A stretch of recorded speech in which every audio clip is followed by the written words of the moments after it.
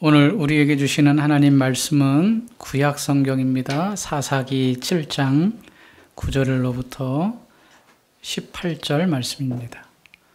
사사기 7장 9절에서 18절 말씀. 오늘은 이 말씀을 교독하면서 읽겠습니다. 그 밤에 여호와께서 기드온에게 이르시되 일어나 진영으로 내려가라.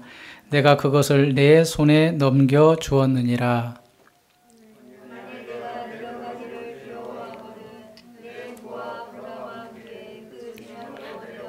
그들이 하는 말을 들으라. 그 후에 내 손이 강하여져서 그 진영으로 내려가리라 하시니 기드온이 이에 그의 부하 부라와 함께 군대가 있는 진영 근처로 내려간즉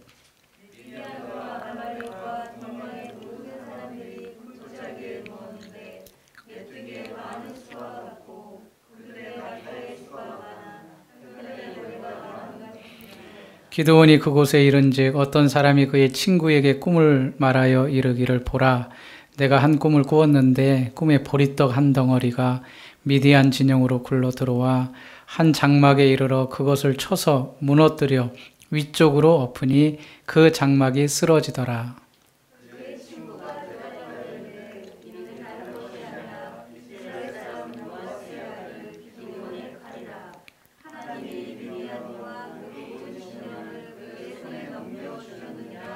기드온이 그 꿈과 해몽하는 말을 듣고 경배하며 이스라엘 진영으로 돌아와 이르되 일어나라. 여호와께서 미디안과 그 모든 진영을 너희 손에 넘겨 주셨느니라 하고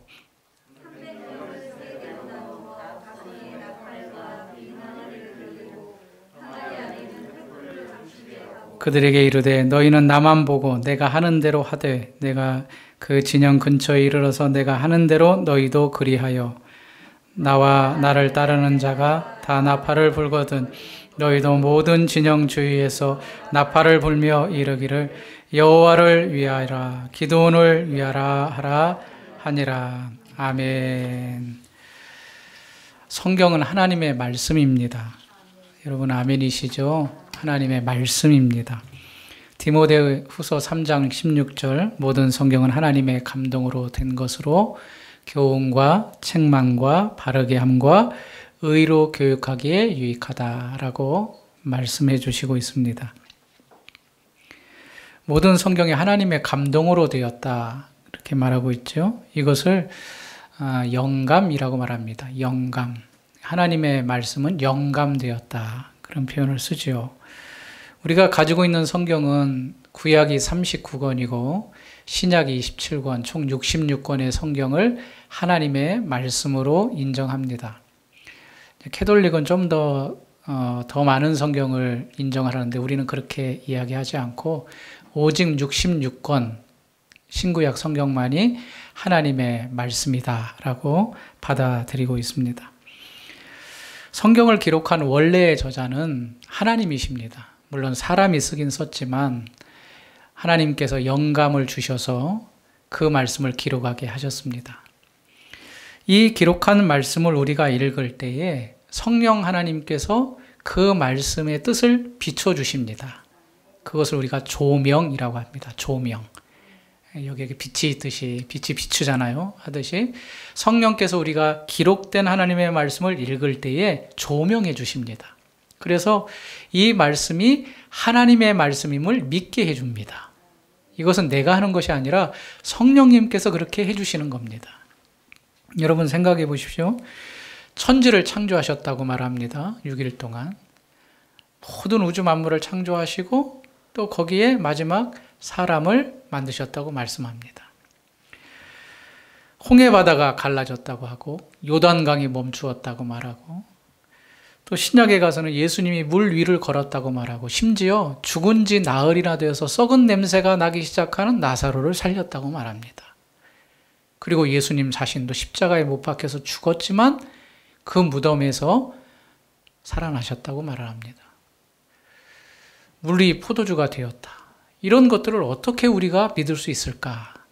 사실 사람의 상식과 기본적인 이해로는 이해할 수 없는 것이 성경의 내용입니다. 그러나 이걸 읽을 때에 우리가 믿습니다. 믿을 수 있는 것은 바로 성령께서 우리에게 비춰주셨기 때문입니다. 여러분, 성경을 대할 때 나에게 주시는 말씀으로 받고 계십니까? 나에게 주시는 말씀. 아, 이런 일이 있었구나. 아이고, 성경에 보니까 정말 다양한 일이 있었네. 라고 그것을 인정하는 것을 넘어서 나에게 주시는 말씀으로 받아야 됩니다. 바울이 데살로니가의 지역에서 전도할 때에 바울이 말한 그 복음을 듣는 사람들이 진짜 이것이 하나님의 말씀이 맞나라고 확인을 했습니다. 데살로니가에서 좀 더 아래로 내려간 베레아 지방에서도 전도할 때에 베레아 지방은 이렇게 말씀을 합니다. 베레아에 있는 사람들은 데살로니가에 있는 사람들보다 더 너그러워서 간절한 마음으로 말씀을 받고 그것이 그러한가 하여 날마다 성경을 상고했다. 여기서 성경을 상고했다는 것은 성경을 자세히 살펴보았다는 건데 여기 베레아에 있는 사람들은 너그럽고 간절했다라고 했는데 그건 뭐냐면 그들이 열심을 가지고 성경의 말씀을 찾아보고 확인했다는 겁니다. 과연 내가 하나님의 말씀을 그렇게 대하고 있는가? 하나님의 말씀인 성경을 나의 말씀으로 받아들이고 있는가? 우리가 은혜 받지 못한다고 할 때 그 원인을 어디서 찾냐면 나보다도 전하는 사람에게서 찾는 경우가 많습니다. 목사님이 오늘은 좀 말씀이 은혜스럽지 못하였네. 그런 말을 하기도 합니다. 그러니까 나보다는 전하는 목사님 편에서의 어떻게 보면 부족함을 많이 생각하지요. 그런데 한번 입장을 바꿔놓고 생각을 해봅시다. 아무리 바른 말씀, 은혜스러운 말씀을 전한다 하는데 내 마음이 닫혀 있으면 그것이 은혜가 될까요? 내가 그 말씀을 받아들이는 그 자세, 과연 내가 그 말씀을 나의 말씀으로 하나님의 말씀으로 인정하고 받아들이는가 한번 생각해 봐야 됩니다. 우리가 잘 알듯이 예수님께서 마태복음 13장에 네 종류의 밭을 이야기합니다. 씨를 뿌리는데 그 씨가 어떤 씨는 길가에 떨어지고 어떤 씨는 돌짝밭에 떨어지고 어떤 씨는 가시덤불에 떨어지고 어떤 씨는 좋은 땅에 떨어졌다. 길가에 떨어진 그 사람들, 그 씨는 깨닫지도 못하는 사람, 또 어떤 사람은 잠깐 깨달았지만 시험에 들어서 넘어지는 사람, 이것을 이제 밭으로 표현을 하고 있죠. 그러면서 좋은 땅에 떨어진 씨는 100배, 60배, 30배의 열매를 맺는다라고 말씀을 하셨습니다. 그러면서 우리가 잘 알고 있죠. 우리는 좋은 땅이 돼야 된다. 그런 말씀을 많이 들었습니다. 그런데요, 여기서 말하는 이 비유는 우리가 마음이 네 가지 밭이 있다는 그러한 표현이 아니라 하나님의 자녀들은 좋은 밭이라는 겁니다. 하나님의 자녀들은 좋은 밭입니다. 그러니까 씨가 떨어지면 그 씨가 열매를 반드시 맺어야 된다는 의미로 말씀을 해주고 있는 겁니다. 우리가 하나님의 말씀을 매주마다 적게는 한 번, 많게는 6번, 7번씩 예배의 자리에 참여해 듣는데 이 말씀을 들을 때에 우리가 좋은 밭으로 말씀을 사모하며 듣고 있는가? 나에게 주시는 말씀으로 받아들이고 있는가?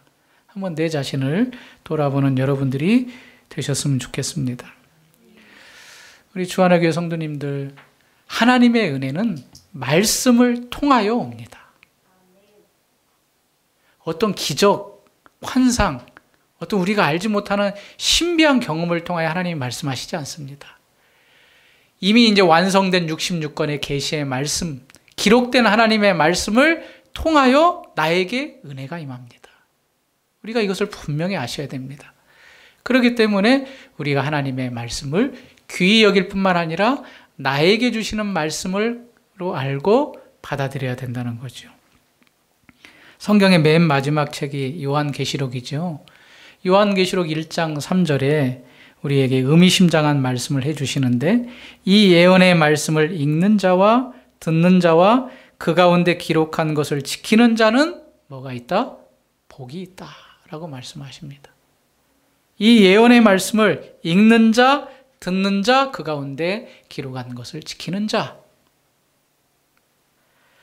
우리는 하나님의 말씀을 귀 기울여야 합니다. 이걸 경청이라고 말합니다. 경청. 여러분 이 자리에 짧은 시간 앉아있지만 이 시간이 나에게 하나님이 나에게 하시는 말씀이다 라고 귀를 기울여 경청해야 됩니다. 이럴 때에 성령께서 역사하셔서 깨닫게 하여 주시고 은혜를 받게 하십니다. 여러분이 이러한 은혜를 누리시길 바랍니다. 하나님이 불러내신 이스라엘이 출애굽을 했죠. 그리고 나서 40년 광야의 생활을 끝내고 드디어 가나안 땅에 들어가게 됩니다. 그들이 하나님의 은혜로 젖과 꿀이 흐르는 땅을 분배받아 정착을 했는데 그 정착한 것이 결코 그들에게 복된 것이 아니었습니다. 왜냐하면 신앙적으로 혼란스러웠고 그들이 굉장히 갈등하고 방황했기 때문입니다. 오늘 우리가 읽은 성경이 사사기죠. 이 시대가 바로 사사의 시대인데 이 사사의 시대 때에는 각기 자기의 소견에 행하였다. 소견이 좋은 대로 행하였다. 그렇게 표현하고 있습니다. 사실 이스라엘은 사사란 건 심판자입니다. 리더, 지도자, 그리고 왕, 또 필요 없는 나라가 바로 이스라엘입니다. 왜 그런가? 그 나라의 왕은 하나님이시기 때문에 그렇습니다. 굳이 인간의 왕을 세우지 않더라도 어떤 특별한 지도자를 세우지 않더라도 보이지 아니하시는 만왕의 왕 하나님이 그들의 주인이시기 때문에 그 하나님만을 의지하면 그 나라는 평안하고 복된 삶을 유지할 수 있었습니다. 그런데 이스라엘은 하나님의 통치와 다스림을 거부했습니다. 하나님이 약속하신 땅에 다 정착을 했음에도 불구하고 그들은 자기의 소견대로 행하기 시작한 겁니다. 사실은 출애굽을 하면서부터 그들은 불순종했죠. 불만이 있었고 물이 없다고 불만했고 먹을 것이 없다고 불만했고 그래서 하나님께서 물을 주시고 또 만나를 주시고 고기를 주시고 40년 동안 그들을 먹이고 입히셨습니다. 그런데도 여전히 그들 가운데는 불순종이 자리 잡고 있었습니다. 모세 때에도 그랬고 그 모세의 뒤를 이은 여호수아에서도 그런 모습이 있었습니다. 그래도 모세와 여호수아의 지도 아래서 그것들을 좀 잠재울 수 있었는데 여호수아서 24장에 보니까 여호수아가 이제 인생의 말년에 이러한 이야기를 하게 됩니다. 이스라엘의 장로와 수령들과 재판장 관리들을 다 모아놓고 이렇게 그들에게 선포합니다. 여호수아 24장 14절 그러므로 이제 여호와를 경외하며 온전함과 진실함으로 그를 섬기라. 너희의 조상들이 강 저쪽과 애굽에서 섬기던 신들을 치워버리고 여호와만을 섬기라. 만일 여호와를 섬기는 것이 너희에게 좋지 않게 보이거든 너희 조상들이 강 저쪽에 섬기던 신들이든지 또는 너희가 거주하는 땅에 있는 아무리 족속의 신들이든지 너희가 섬길 자를 오늘 택하라. 오직 나와 내 집은 여호와를 섬기겠다. 여호수아는 그들의 불순종하는 모습, 그들이 갈등하는 모습을 보았던 것 같습니다. 너희들이 강 저쪽, 심지어 애굽에서 있었던 때 섬겼던 그 신들 너희가 좋아하면 섬겨봐라. 그러나 나는 오직 여호와 하나님만을 섬기겠다. 나와 내 집은 여호와만을 섬기겠다. 그 이스라엘의 부족들의 족장들을 모아놓고 그렇게 그들에게 선포하는 겁니다. 이 백성들이 이 말을 듣고 이렇게 대답합니다. 백성들이 대답하여 이르되 우리가 결단코 여호와를 버리고 다른 신들을 섬기지 아니하겠습니다. 자기도 약속한 겁니다. 여호수아 당신처럼 우리가 다른 신을 섬기지 않고 여호와 하나님만을 섬기겠습니다. 그랬는데요, 그것이 말에만 그쳤습니다. 여호수아의 시대가 저물고 그 후대들이 세워지면서 철석같이 약속했던 그 약속을 저버렸습니다. 하나님을 버렸고 다른 신을 섬겼던 겁니다. 젖과 꿀이 흐르는 땅, 그들이 그렇게 가고 싶어 했던 땅에 안착했음에도 불구하고 그들의 신앙은 여전히 하나님을 벗어난 신앙이었던 것입니다. 오늘 우리가 사사기 7장을 읽었지요. 한번 6장으로 한번 가보시겠습니까? 6장 10절.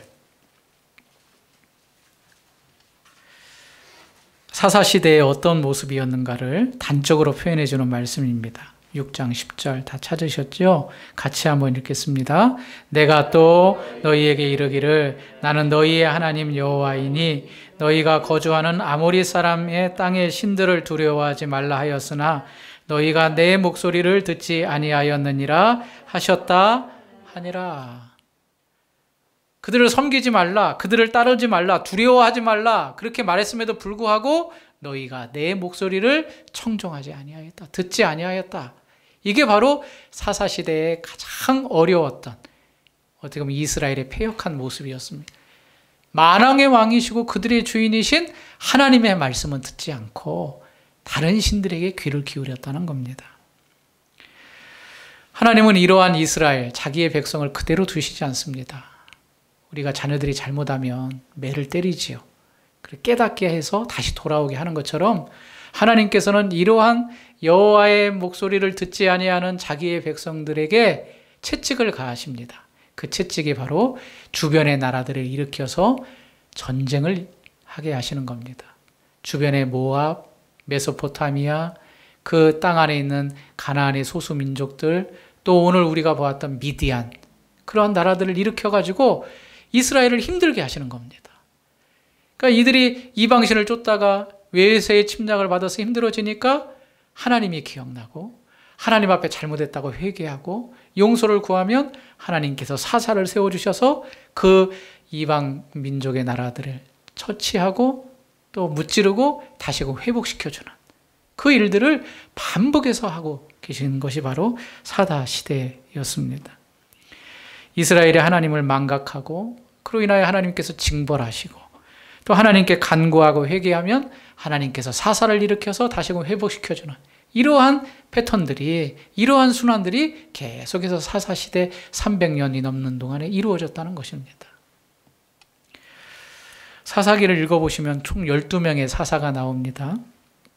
우리가 잘 알고 있는 사사가 오늘 아마 우리가 읽은 본문에 나와 있는 기드온과 함께 삼손, 힘이 센 삼손. 그게 바로 이제 사사시대에 활동했던 사사입니다. 또 여선지자였던 드보라도 있고 입다도 있습니다. 오늘 기드온과 미디안의 전쟁에 대한 내용인데 하나님께서는 이스라엘이 여호와의 말씀을 청종하지 아니하자 미디안을 일으켜서 7년 동안을 이스라엘을 힘들게 하십니다. 추수하고 탈곡에 놓은 것들을 훔쳐갔고 심지어 양, 소, 나귀도 남기지 않고 다 훔쳐갔다. 그렇게 말씀하고 있습니다. 하나님의 목소리를 듣지 않으니 미디안을 사용해서 이제 고통을 받게 한 거지요. 여러분, 미디안 하면 가장 떠오르는 인물들이 있을 텐데 그게 바로 요셉과 모세입니다. 요셉이 형들의 미움을 받아가지고 구덩이에 던져지는데 마침 미디안 상인들이 지나갔다 그랬습니다. 그래서 은 20을 받고 요셉을 이 미디안 상인들에게 팔고 이 미디안 상인이 애굽에 도착해서 그 요셉을 또 팔게 되죠. 모세도 40년 동안 살았던 왕궁에서 이제 탈출하여서 어떻게 보면 도망간 거죠. 미디안 땅으로 도망갔다 했습니다. 그리고 미디안 땅의 제사장이었던 이드로의 딸 십보라와 결혼해서 그곳에서 또 40년 동안 거주했습니다. 이 미디안 족속은 유목민입니다. 유목민인데 특별히 미디안의 특징은 자기 집에서 자기들이 기른 낙타를 활용을 했습니다. 그래서 이 낙타를 이용해서 이제 여러 나라를 왕래하면서 상업을 했는데 그 상업으로 많은 돈을 벌었습니다. 그래서 이 미디안은 상업에 능숙했고 군사적으로도 또 외교적으로도 능력이 있었고 임기응변이 강한 민족이었습니다. 하나님께서는 이 미디안을 일으켜가지고 이 이스라엘을 어렵게 한 것입니다. 반면에 하나님께서 세우신 사사 기드온은 굉장히 평범한 인물이었습니다. 그냥 탈곡하는 그 일들을 감당하는 농부에 불과했습니다. 자신을 소개하면서 자신의 집이 므낫세 중에 제일 약하다 그랬고 자기도 그 집안에서 가장 약한 자라고 자신을 표현합니다. 하나님께서 이 기드온을 세우셔가지고 하나님의 일들을 감당하게 하시는 거죠. 사사기 6장 12절 말씀 한 번 더 볼까요? 6장 12절 같이 한번 읽겠습니다. 여호와의 사자가 기드온에게 나타나 이르되 큰 용사여 여호와께서 너와 함께 계시도다. 어떻게 보면 참 우스운 내용입니다. 그는 그 미디안에게 뺏기지 않기 위해서 자기의 소작물을 뺏기지 않기 위해서 그 바로 앞에 보면 포도주 틀에서 타작하는 그러한 사람이었는데, 소심한 사람이었는데 하나님께서 나타나셔서 이 기드온에게 큰 용사라고 말을 하고 있는 거죠. 큰 용사여, 여호와께서 너와 함께 계시도다. 이 기드온이 이 말을 듣고 나에게 징표를 보여달라고 말합니다. 여호와의 사자가 나타나서 예물을 바위 위에서 불에 나오게 하시면 다 태우니까 이 기드온이 깜짝 놀랍니다. 여호와의 사자가 나타나는 것에 대한 두려움을 갖는 겁니다.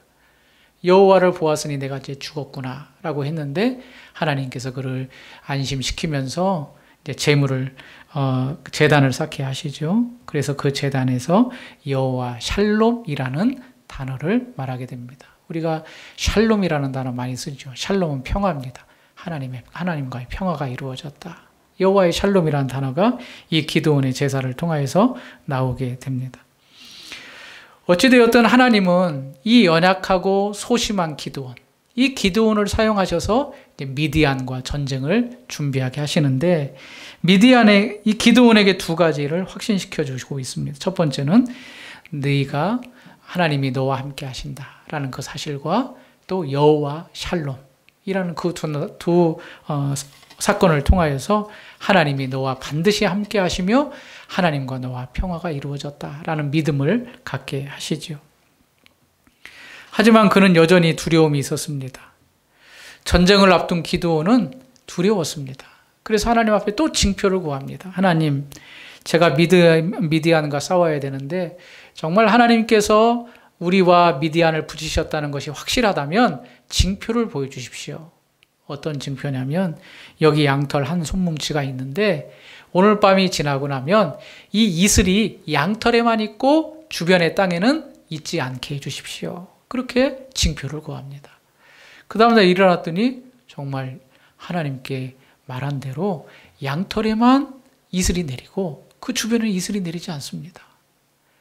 이 정도 되면은 하나님께서 나와 함께 하시는구나 라고 확신을 해야 될 텐데, 이 기도는 다시 한번 하나님께 징표를 구합니다.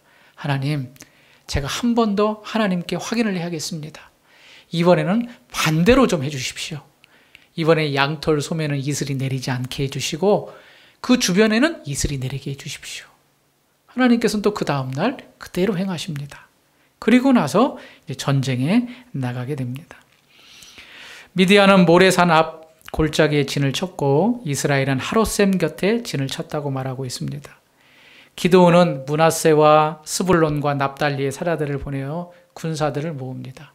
그 군사들의 수가 32,000명이었습니다.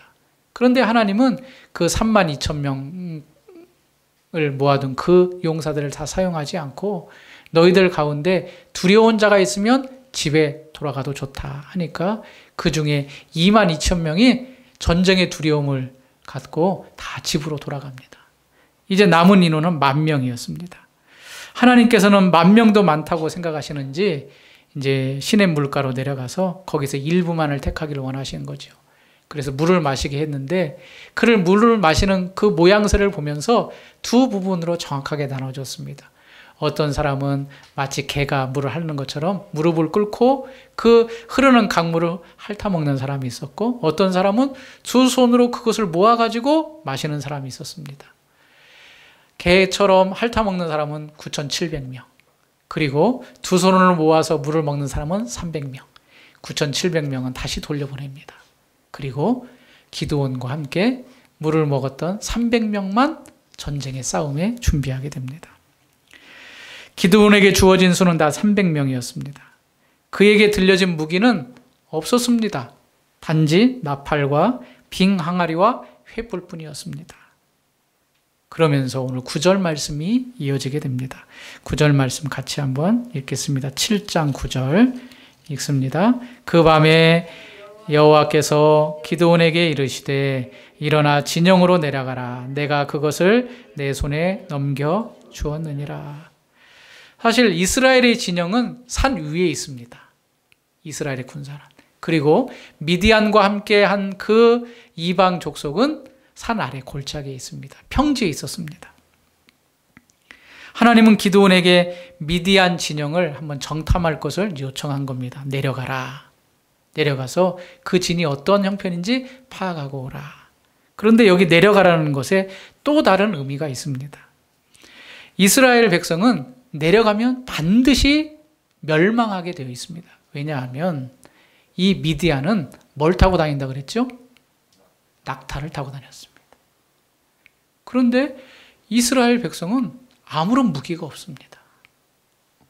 낙타를 실제로 보신 분들은 알겠지만 굉장히 큽니다. 빠릅니다. 무섭습니다. 그것을 타고 그것을 활용해서 전쟁하는 나라와 아무것도 가지지 않는 나라는 절대 불리할 수밖에 없죠. 평지에서 미디안이 가진 병기, 싸워서 이길 수 없습니다. 내려가라는 것은 철저하게 너희는 멸망할 수밖에 없다라는 것을 포함하고 있는 단어입니다. 그런데 하나님께서 이 내려가라, 이 말에 순종한 이 기드온에게 놀라운 사실 하나를 발견하게 하십니다. 그게 바로 14절의 말씀입니다. 14절 말씀 같이 읽어보실까요? 시작. 그의 친구가 대답하여 이르되 이는 다른 것이 아니라 이스라엘 사람 요아스의 아들 기드온의 칼이라. 하나님이 미디안과 그 모든 진영을 그의 손에 넘겨주셨느니라. 몰래 진영에 가서 특별히 그의 부라와 함께 내려가서 정탐을 하는데 거기에 보니까 낙타도 많고 메뚜기 떼도 많고 메뚜기와 같이 모든 사람이 그 안에 진을 치고 있는 겁니다. 얼마나 당황스럽겠습니까? 32,000명이 아니라 300명밖에 없는 용사. 이 용사로 이 수많은 낙타를 비롯한 정말 정예의 명력들이 있는 그 미디안 족속을 물리칠 수 있을까? 그런 생각을 하던 차에 군사들이 하는 이야기를 듣습니다. 내가 어젯밤에 꿈을 꿨는데 보리떡 하나가 산에서 굴러오더니 우리의 장막을 다 쳐서 엎어버렸다. 그 이야기를 들은 다른 친구 병사가 야, 이거는 내가 볼 때는 미디안을 치려고 하는 하나님의 계획인데 기드온이 우리를 무찔러서 칠 것이다. 그렇게 해몽을 하는 겁니다. 꿈은 여러 가지로 해석될 수 있죠. 그런데 이 꿈을 친구가 그렇게 해석을 한 겁니다. 이 싸움은 하나님께서 기드온을 통하여 하시는 싸움이다. 15절 말씀입니다. 기드온이 그 꿈과 해몽하는 말을 듣고 경배하며 이스라엘 진영으로 돌아와 이르되 일어나라. 여호와께서 미디안과 그 모든 진영을 너희 손에 넘겨주셨느니라. 이미 그전에도 하나님께서 징표를 주셨지요. 그런데 또 한 번 내려가라라는 말씀에 순종하여 내려가 보니까 이러한 병사들의 분위기를 깨닫고 기드온이 확신을 한 겁니다. 일어나자. 우리가 단 300명밖에 되지 않지만 하나님께서 이 미디안 족속을 우리에게 붙이신 것이 확실하다. 이기게 하실 것이다. 여러분, 이것이 하나님의 방법입니다. 여리고성을 어떻게 무너뜨렸죠? 칼과 창이 아닌 목소리로 무너뜨렸습니다. 말도 안 되는 이야기죠. 골리앗을 어떻게 넘어뜨렸습니까? 그것도 단번에 물매에 든 조그마한 돌 하나로 골리앗을 넘어뜨렸습니다. 오늘 말씀을 통하여서 하나님은 우리에게 무엇으로 어떤 깨달음을 주시는가? 첫 번째, 하나님은 보편적이고 일반적인 은총으로 일들을 이루어 가시기도 하지만 그러나 꼭 그렇게 하시는 것도 아니라는 것을 알게 하십니다. 하나님의 일은 너무나도 오묘하다는 것을 우리에게 깨닫게 하신다는 것입니다. 이해할 수 없는 방식, 예상치 못한 방식으로도 일하십니다. 그게 바로 오늘 내려가라 그 단어 가운데 있습니다. 이렇게 해서는 전쟁이 절대 되지 않는다는 것은 사람들이 알고 있지만 하나님은 내려가라는 겁니다. 왜냐? 내가 하는 방식은 사람들이 생각하는 방식과 다르다는 것을 가르쳐 주시는 겁니다. 사랑하는 성도님들, 우리가 인생을 살아가면서 참 오묘한 일들이 있습니다. 이것은 하나님께서 하시지 않으면 안 되는 일입니다. 놀라운 일 아닙니까? 여러분들이 그러한 일들을 경험하셨을 수도 있을 것입니다. 이것은 우리의 생각과 우리의 방식으로 전혀 해결될 수 없는 일인데 하나님께서 일하셨다는 것을 증명할 수밖에 없는, 인정할 수밖에 없는 일들이 우리의 삶 가운데 일어난다는 겁니다. 우리가 이거를 믿어야 됩니다. 믿어야 됩니다. 하나님께서 그렇게 하시겠어? 봐봐, 안 되잖아. 다 안 됐어.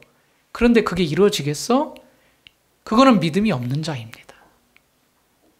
우리가 볼 때에도 그것이 불가능하다 생각하지만 하나님이 하신다면 하실 수 있다고 믿는 것이 우리의 자세입니다.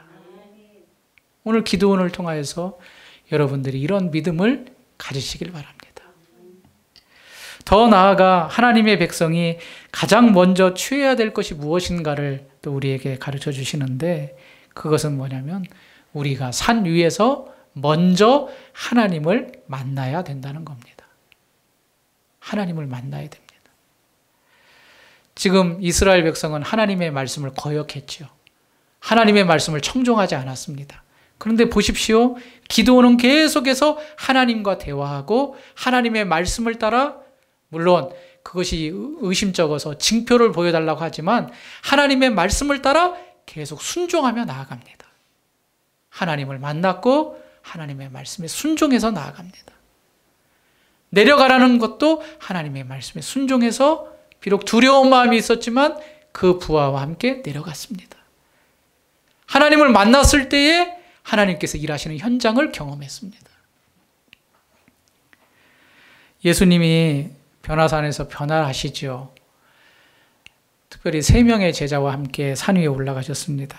12명 가운데 베드로와 야고보와 요한을 같이 올라가셔서 그곳에서 하얗게 변화되신 예수님의 모습을 보여주시면서 모세와 엘리야 또 함께 있음을 그들이 직접 목격하게 하셨습니다. 베드로가 그 장면을 보면서 주님, 여기에 초막셋을 지었으면 좋겠습니다. 나는 주님을 위해서, 모세를 위해서, 엘리야를 위해서. 너무나도 그 광경에 황홀하고 영광스러운 걸 보니까 이제 내려가기가 싫었던 모양입니다.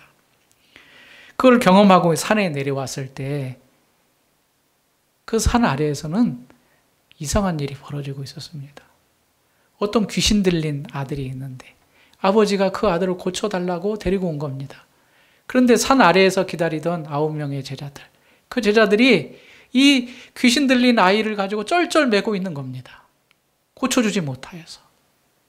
그 모습을 예수님이 오셔서 보더니 제자들에게 책망을 하십니다. 마태복음 17장 17절, 믿음이 없고 패역한 세대여, 내가 얼마나 너희와 함께 있으며 얼마나 너희에게 참으리요. 20절, 이르시되 너희 믿음이 작은 까닭이다. 제자들의 믿음을 책망하고 있습니다. 너희들이 왜 이 귀신 들린 아들을 고치지 못했는가? 믿음이 적은 까닭이다. 그러면서 그 이후에 우리가 잘 아는 말씀, 겨자씨 하늘 같은 믿음만 있어도 이 산을 들어서 저리로 옮길 것이다. 예수님을 따라다니기는 했지만 그들에게는 예수님이 하신 권능만 봤지 자기들이 믿음으로 그렇게 행한다는 것을, 능력이 없다는 것을 인정을 하고 믿지 못했던 것 같습니다. 산 위에서는 놀라운 영광을 보았습니다. 산 아래에서는 믿음이 없는 것으로 인하여서 쩔쩔매고 있었습니다. 여러분, 우리가 하나님의 능력을 경험했다면 사실은 산 아래에서도 능력이 나타나야 됩니다. 이건 무슨 말이냐가, 우리가 하나님의 능력을 입은 자라면 우리가 세상 가운데서도 하나님의 능력으로 능히 살아갈 수 있어야 된다는 것입니다. 좀 더 다르게 말하면 믿음으로 살아가야 된다는 겁니다. 우리가 하나님의 능력과 은혜를 입은 자이지 않습니까? 하나님의 살아계심을 믿는 자이지 않습니까? 그렇다면 세상 가운데서도 이 믿음을 가지고 하나님의 일하심을 믿고 연약한 믿음일지라도 믿음으로 살아가기를 했어야 된다는 겁니다. 이 동일한 사건이 마가복음 9장에서는 이렇게 말하고 있습니다. 이르시되 기도 외에는 다른 것으로 이런 종류가 나아갈 수 없다. 여러분, 믿음과 기도는 한 묶음입니다. 믿음이 있는 자가 기도합니다. 하나님을 믿지 못하는데 기도할 수 있습니까? 전능하신 하나님이 나의 아버지이신다는 사실을 신뢰하고 확신하는 자가 기도할 수 있습니다. 내가 전능하신 분께 기대는 것, 그것이 기도요. 나의 간구를 부르짖을 수가 있는 것이 기도입니다. 시편을 보십시오. 시편은 딱 2개입니다. 진리와 부르짖음입니다. 진리는 하나님 아버지고 부르짖음은 내가 그분께 외치는 것입니다. 즉 기도하는 것이죠. 우리는 영적 군사입니다. 악한 세상에서 승리하기 위해서 반드시 하나님을 만나야 되고 그 하나님을 만나서 그 말씀에 순종할 때에, 즉 믿음으로 나아갈 때에 우리가 이 세상에서 승리할 수 있다는 것을 말씀해 주고 있습니다. 여러분은 어떠신지요? 매일마다 하나님과의 만남을 우선으로 생각하고 계시는지요? 오늘 이 예배의 자리에 나오셨는데 예배는 살아계신 하나님을 만나는 자리입니다. 영광스러운 하나님께서 그 영광에 우리를 동참케 하신 겁니다. 그리고 살아계신 하나님의 말씀을 이 목사의 입을 통하여, 사역자의 입을 통하여 듣게 하십니다.